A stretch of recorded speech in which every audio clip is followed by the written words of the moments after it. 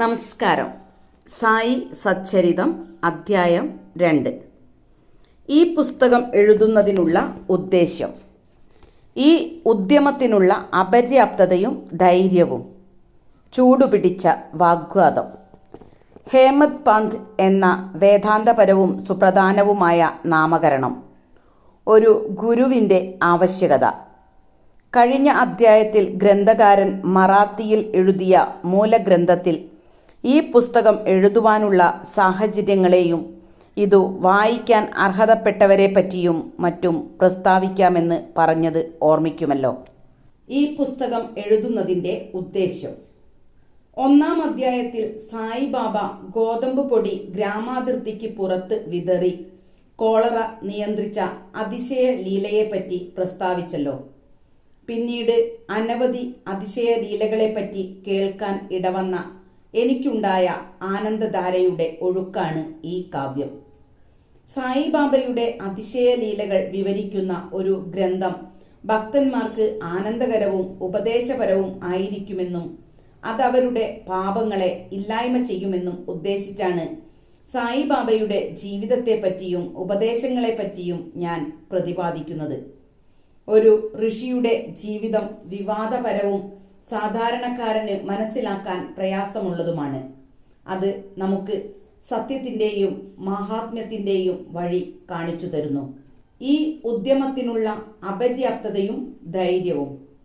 ഹേമത് പന്തിന് ഇത്തരത്തിലുള്ള ഒരു പുസ്തകം എഴുതാൻ പറ്റിയ ആളല്ല ഞാൻ എന്ന ഒരു ധാരണ ഉണ്ടായിരുന്നു. അദ്ദേഹം പറഞ്ഞു, എൻ്റെ ഏറ്റവും അടുത്ത ഒരു സുഹൃത്തിൻ്റെ ജീവിതത്തെ പോലും എനിക്കറിയില്ല. എൻ്റെ സ്വന്തം മനസ്സിനെ പോലും എനിക്കറിയില്ല. എന്നിരിക്കെ ഒരു ഋഷിയുടെ ജീവിതത്തെപ്പറ്റി എഴുതാനും വേദങ്ങൾക്ക് പോലും വിവരിക്കാൻ കഴിയാത്ത അവതാര മാഹാത്മ്യത്തെ വർണ്ണിക്കാനും എനിക്ക് എങ്ങനെ കഴിയും? മറ്റൊരു ഋഷിയെ അറിയുന്നവൻ തന്നെത്താൻ ഒരു ഋഷി ആയിരിക്കണം. എന്നിരിക്കെ അവരുടെ മാഹാത്മ്യത്തെപ്പറ്റി ഞാൻ എങ്ങനെ വിവരിക്കും? ഒരു ഋഷിയുടെ ജീവിതത്തെ വിവരിക്കുക ഏറ്റവും ശ്രമകരമാണ്. അത് 7 കടലിലെ വെള്ളം അളക്കുന്നതിനും ആകാശം തുണികൊണ്ട് മൂടുന്നതിനും സമാനമാണ്. ഇത് എന്നെ ആൾക്കാരെ കൊണ്ട് പരിഹസിപ്പിക്കലായിരിക്കുമെന്നു ഞാൻ മനസ്സിലാക്കിയിട്ടുണ്ട്. ഈ കാരണത്താൽ സായിബാബയുടെ കരുണയ്ക്കു വേണ്ടി പ്രാർത്ഥിക്കുന്നു. മഹാരാഷ്ട്രയിലെ സുപ്രധാനനായ കവിയും ഋഷിയുമായ ശ്രീ ജ്ഞാനേശ്വർ മഹാരാജ് ഒരിക്കൽ പറയുകയുണ്ടായി, ഋഷിയുടെ ജീവിതത്തെപ്പറ്റി എഴുതുന്നവരെ ദൈവം പ്രേമിക്കുന്നു എന്ന്. ഋഷിമാർക്കും ഭക്തന്മാരുടെ ആശയ്ക്കനുസരിച്ച് അത്തരം പ്രവർത്തികൾ പൂർത്തീകരിച്ചു കൊടുത്ത് അവരുടെ സേവനം സ്വീകരിക്കുന്നത് ഒരു പ്രത്യേക സ്വഭാവമാണ്. ഋഷിമാർ പ്രചോദനം കൊടുക്കുന്നതോടുകൂടി ഭക്തർ പണിയായുധവും ഉപാധിയുമായി മാറുന്നു. അത്തരം പ്രവൃത്തികൾ വിജയത്തിൽ കലാശിക്കുന്നു. ഉദാഹരണമായി ശകവർഷം 1700-ാം ആണ്ടിൽ മഹീപതി എന്ന കവി ഋഷിമാരുടെ ജീവചരിത്രത്തെ എഴുതാൻ ആഗ്രഹിച്ചു. ഋഷിമാരുടെ പ്രചോദനത്താൽ ആ പ്രവൃത്തി പൂർത്തീകരിച്ചു. അതുപോലെ തന്നെ ശകവർഷം 1800-ാം ആണ്ടിൽ ദാസ്ഗനുവിൻ്റെ സേവനങ്ങൾ സ്വീകരിക്കപ്പെട്ടു.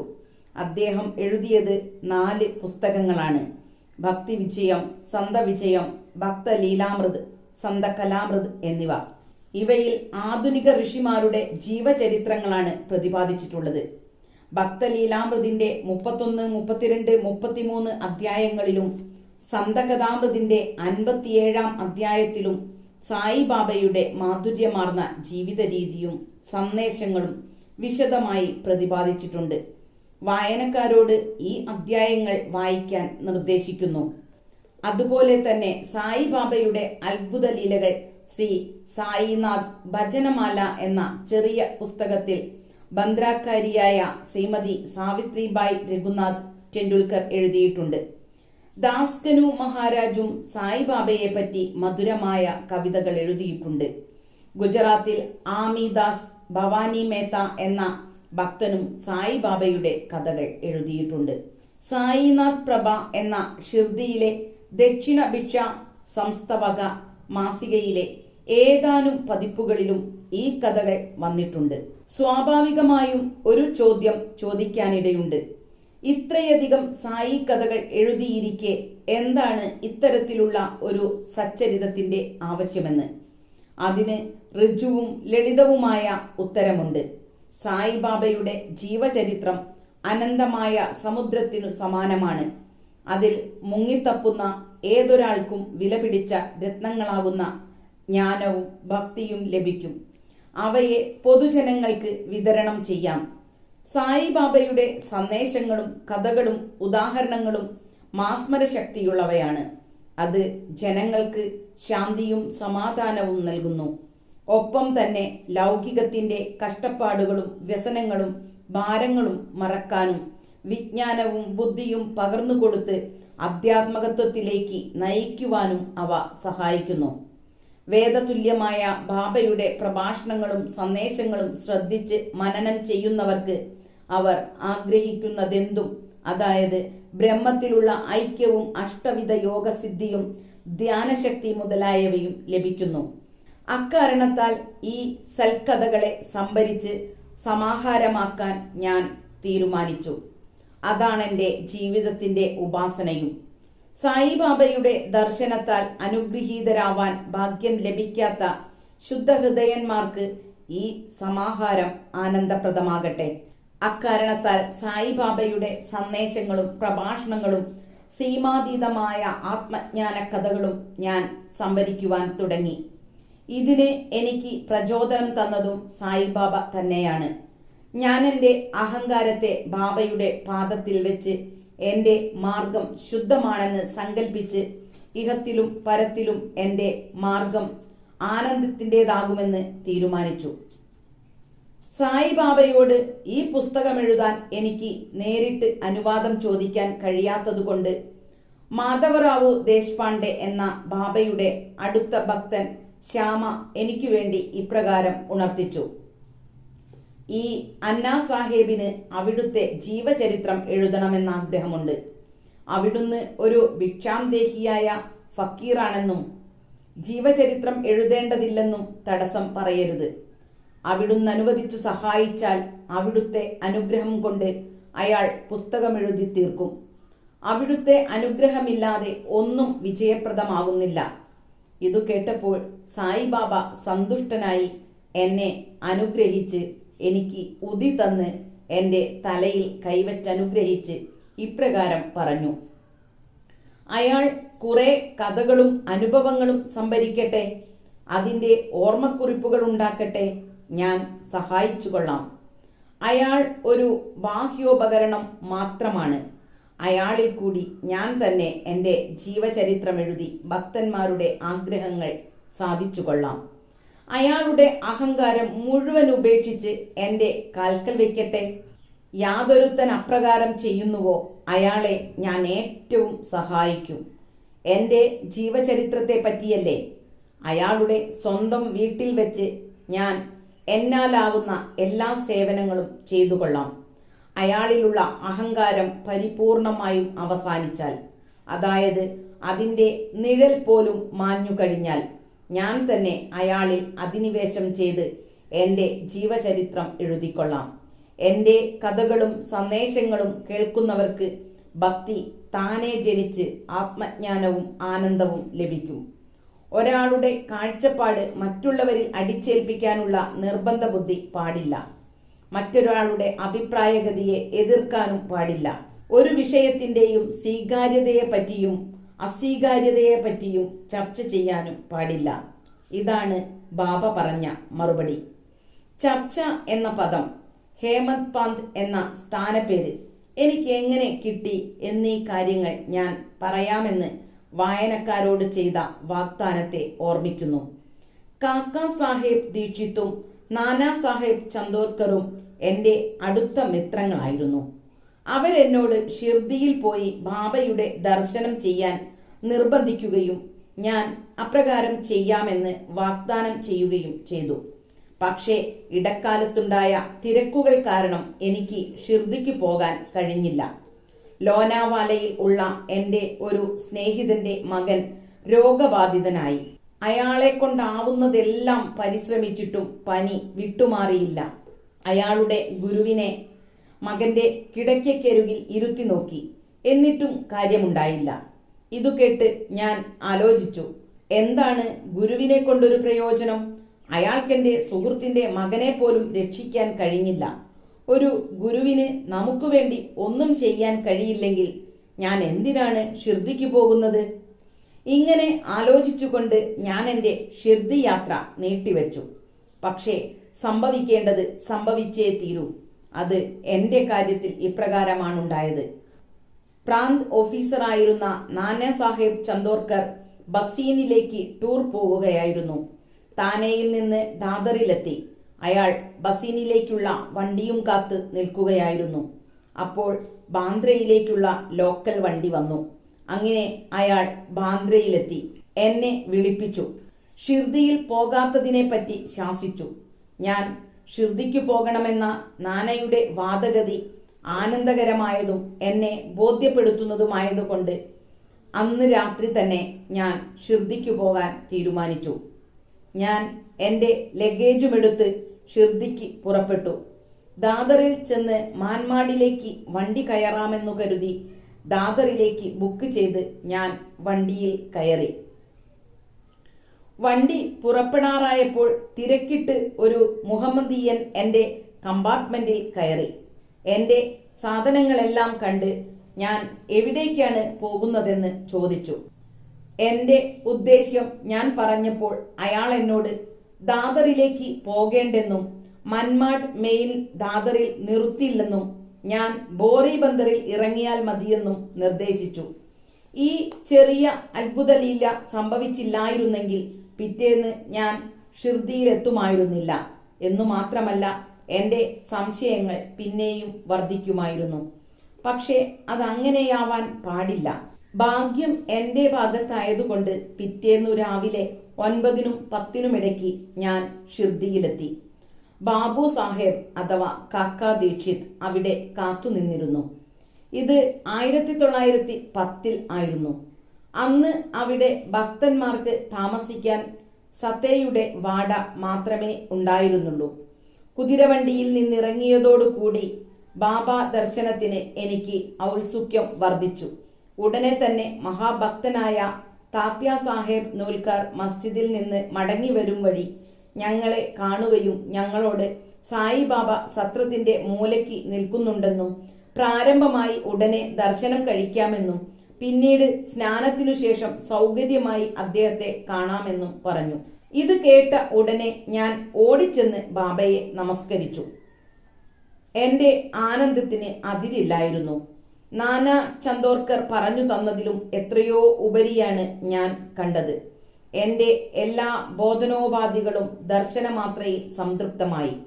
ഞാൻ വിശപ്പും ദാഹവും വിസ്മരിച്ചു. ബാബയുടെ പാദസ്പർശം ചെയ്ത മാത്രയിൽ ഞാൻ എൻ്റെ ജീവിതത്തിന് പുതിയ തുടക്കം കുറിച്ചു. ഈ ദർശനത്തിന് വഴിവെക്കുകയും ത്വരിതപ്പെടുത്തുകയും ചെയ്ത എല്ലാവരോടും ഞാൻ കടപ്പാടുള്ളവനാണ്. അവരെൻ്റെ യഥാർത്ഥ ബന്ധുക്കളാണ്. അവരോടുള്ള കഷ്ടപ്പാട് എനിക്ക് തീർത്താൽ തീരാത്തതാണ്. ഞാൻ അവരെ സ്മരിച്ച് മനസ്സാൽ നമിക്കുന്നു.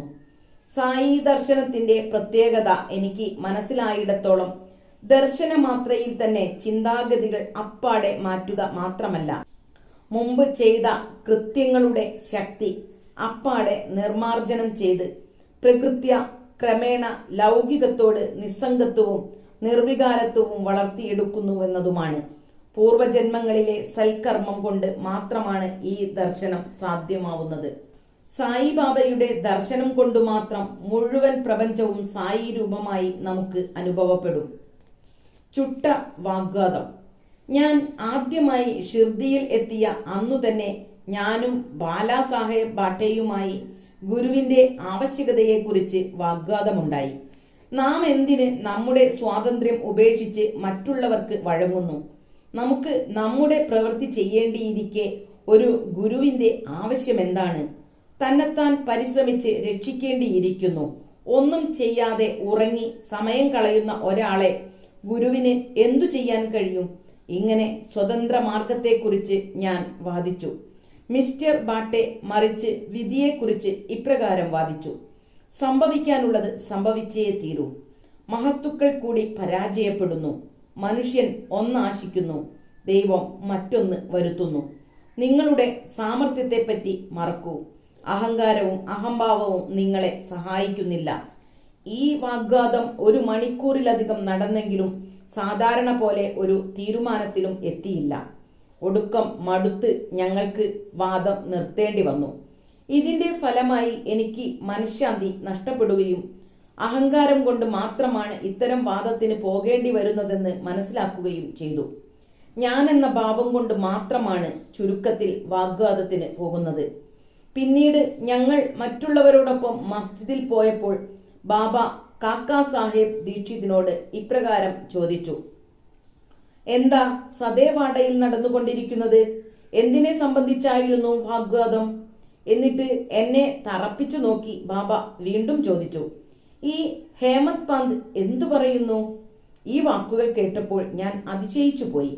മസ്ജിദ് ഞാൻ താമസിക്കുന്നതും വാദം നടന്നതുമായ സദേവാഡയിൽ നിന്നും സാമാന്യം അകലെയാണ്. ബാബ അന്തര്യാമിയും അന്ധക്കരണങ്ങളുടെ നാഥനുമല്ലെങ്കിൽ എങ്ങനെ ഈ വാദത്തെ മനസ്സിലാക്കി? മർമ്മപ്രധാനവും ഭാവി സൂചകവുമായ സ്ഥാനപ്പേര്. എന്താണ് സായിബാബ എന്നെ ഹേമത് പാന്ത് എന്ന് വിളിക്കാൻ കാരണം? ഈ പദം ഹേമാദ്രി പാന്ത് എന്ന പേരിന്റെ ഒരു ചുരുക്കപ്പേരായി നാടൻ ഭാഷയിൽ പറഞ്ഞു വരുന്നതാണ്. ഈ ഹേമാദ്രി പാന്ത് യാദവ വംശത്തിൽപ്പെട്ട ദേവഗിരിയിലെ മഹാദേവ്, രാമദേവ് എന്നീ രാജാക്കന്മാരുടെ പ്രശസ്തനായ സജീവനായിരുന്നു. അദ്ദേഹം അഗാധ പണ്ഡിതനും സൽസ്വഭാവിയും ചതുർവർഗ്ഗ ചിന്താമണി, രാജപ്രശസ്തി എന്നീ മഹത് ഗ്രന്ഥങ്ങളുടെ രചയിതാവുമായിരുന്നു. പുതിയ തരം കണക്ക് സൂക്ഷിക്കുന്ന സമ്പ്രദായവും മറ്റും അദ്ദേഹം കണ്ടുപിടിച്ച് പ്രചരിപ്പിച്ചതാണ്. മോഡി എന്ന മറാത്തി ചുരുക്കെഴുത്ത് അദ്ദേഹം തുടങ്ങിവെച്ചതാണ്. അദ്ദേഹവുമായി താരതമ്യപ്പെടുത്തിയാൽ ഞാൻ മൂഢനും ബുദ്ധിശൂന്യനുമായ വെറും സാധാരണക്കാരനാണ്. അതുകൊണ്ട് അത്തരത്തിലൊരു സംജ്ഞ എനിക്ക് തന്നതിൻ്റെ പ്രസക്തി എനിക്ക് മനസ്സിലാക്കാൻ കഴിയുന്നില്ല. പക്ഷേ അതിനെപ്പറ്റി അവഗാഢമായി ചിന്തിച്ചതിൽ ആ പേര് എൻ്റെ അഹംഭാവത്തിനെതിരായ ഒരു ശരമായിരുന്നുവെന്നും ഞാൻ സദാ ശാന്തനും എളിയവനുമായിരിക്കണമെന്ന് എന്നെ മനസ്സിലാക്കി തരുകയായിരുന്നുവെന്നും എനിക്ക് വെളിപ്പെട്ടു. കൂടാതെ വാഗ്വാദത്തിലുണ്ടായിരുന്ന എൻ്റെ സാമർത്ഥ്യത്തെ അഭിനന്ദിക്കലുമായിരുന്നിരിക്കാം അത്. എന്നാൽ ഭാവി ചരിത്രം നോക്കുമ്പോൾ ബാബ ബാദോൽക്കർ ഹേമത് പാന്ത് എന്ന സ്ഥാനപ്പേർ കൊടുത്തത് സമുചിതവും അർത്ഥവത്തുമാണെന്ന് മാത്രമല്ല, ഭാവിയെ സൂചിപ്പിച്ചതായിരുന്നു എന്നും വ്യക്തമാണ്. അദ്ദേഹം പിന്നീട് സായി സംസ്ഥാൻ വളരെ സമർത്ഥമായി ഭരിക്കുകയും കൃത്യമായും സത്യമായും കണക്കുകൾ സൂക്ഷിക്കുകയും ചെയ്തുവെന്ന് മാത്രമല്ല, ജ്ഞാനം, ഭക്തി, നിസ്സംഗം, ആത്മാർപ്പണം, ആത്മജ്ഞാനം എന്നിവയെ സംബന്ധിച്ച് പ്രതിപാദിക്കുന്ന സായി സച്ചരിതം രചിക്കുകയും ചെയ്തു. ഗുരുവിന്റെ ആവശ്യകതയെപ്പറ്റി ഇതിനെപ്പറ്റി ബാബ പറഞ്ഞതിനെ സംബന്ധിച്ച് ഹേമത് പാന്ത് കുറിപ്പോ മറ്റോ എഴുതി കാണുന്നില്ലെങ്കിലും കാക്കാ സാഹിബ് ദീക്ഷിത് ഇത് സംബന്ധിച്ച് അദ്ദേഹത്തിന്റെ കുറിപ്പുകൾ പ്രസിദ്ധം ചെയ്തിട്ടുണ്ട്. ഹേമത് പാന്തും സായിബാബയും തമ്മിൽ മുൻപറഞ്ഞ സംഭാഷണം നടന്നതിന്റെ പിറ്റേന്ന് കാക്കാ സാഹേബ് ബാബയെ കണ്ട് ഷിർദിയിൽ നിന്ന് മടങ്ങിപ്പോവാൻ അനുവാദം ചോദിച്ചു. ബാബ സമ്മതിച്ചു. അപ്പോൾ മറ്റൊരാൾ ഇങ്ങനെ ചോദിച്ചു: ബാബ എവിടെ പോകാനാണ്? ബാബ പറഞ്ഞു, ഉന്നതിയിലേക്ക്. അപ്പോൾ അപരൻ ചോദിച്ചു, എങ്ങനെയാണ് വഴി? ബാബ ഇപ്രകാരം പറഞ്ഞു, അവിടേക്ക് വളരെ മാർഗങ്ങളുണ്ട്. ഈ ഷിർദിയിൽ നിന്നും ഒരു മാർഗവുമുണ്ട്. വഴി ദുർഘടം പിടിച്ചതാണ്. മാർഗമധ്യത്തിലെ വനാന്തരങ്ങളിൽ പുലികളും ചെന്നായ്ക്കളുമുണ്ട്. അതുകേട്ട് കാക്കാ സാഹേബ് ചോദിച്ചു, പക്ഷേ ബാബ, ഒരു വഴികാട്ടിയെ ഞങ്ങൾ കൂടെ കൂട്ടിയാലോ? ബാബ അതിന് ഇപ്രകാരം മറുപടി പറഞ്ഞു, എങ്കിൽ യാതൊരു വിഷമവുമില്ല. വഴികാട്ടി നിങ്ങളെ കുണ്ടുകളിൽ നിന്നും കുഴികളിൽ നിന്നും പുലികളിൽ നിന്നും ചെന്നായ്ക്കളിൽ നിന്നും അകറ്റി നേരെ ലക്ഷ്യത്തിലെത്തിക്കും. അത്തരം വഴികാട്ടിയില്ലെങ്കിൽ നിങ്ങൾ കാട്ടിൽ വഴിതെറ്റിപ്പോവാനോ അഗാധ ഗർത്തങ്ങളിൽ വീണുപോവാനോ സാധ്യതയുണ്ട്. ദാബോൽക്കർ ഈ അവസരത്തിൽ സന്നിഹിതനായിരുന്നു. ഗുരുവിന്റെ ആവശ്യകതയെക്കുറിച്ച് ബാബയുടെ ഖണ്ഡിതമായ അഭിപ്രായം ഇതാണെന്ന് ഞങ്ങൾക്ക് മനസ്സിലായി. അന്നു തൊട്ട് സ്വതന്ത്രനോ പരാധീനനോ എന്നും മറ്റുമുള്ള വാഗ്വാദങ്ങൾ ആധ്യാത്മിക വിഷയങ്ങളിൽ അപ്രസക്തവും അനാവശ്യവുമാണെന്ന് അദ്ദേഹത്തിന് ബോധ്യമായി. പരമാർത്ഥ തത്വം ഗ്രഹിപ്പാൻ ഗുരുപദേശം കൊണ്ട് മാത്രമേ സാധ്യമാവൂ എന്നും അവതാര പുരുഷന്മാരായ ശ്രീരാമകൃഷ്ണന്മാർ പോലും ഗുരുക്കന്മാരായ വസിഷ്ഠൻ, സാന്ദീപനി എന്നിവർക്ക് വഴങ്ങിയിരുന്നുവെന്നും ആത്മബോധനത്തിനും പുരോഗമനത്തിനും വേണ്ട ഗുണം വിശ്വാസവും ക്ഷമയും മാത്രമാണെന്നും ഹേമത് പാന്തിനും മനസ്സിലായി. അത് സായി സച്ചരിതം മൂലഗ്രന്ഥത്തിൽ 2-ാം അധ്യായം 191, 192 എന്നീ ശ്ലോകങ്ങളിൽ അദ്ദേഹം വ്യക്തമാക്കുകയും ചെയ്തു.